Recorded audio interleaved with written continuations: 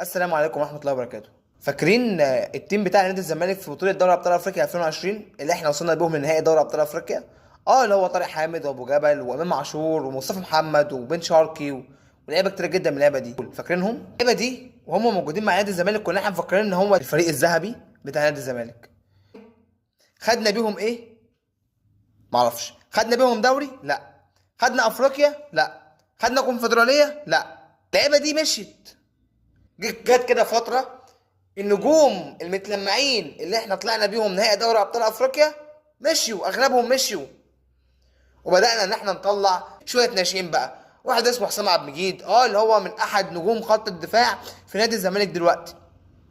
بدانا نقوي امام عاشور اللي هو راح الاهلي، لفته وراح الاهلي، طلع على الدنمارك شويه ما تاقلمش، رجع على الزمالك قال يا ابني اتكل على الله يجري احنا لسه بايعينك نرجعك تاني، راح الاهلي.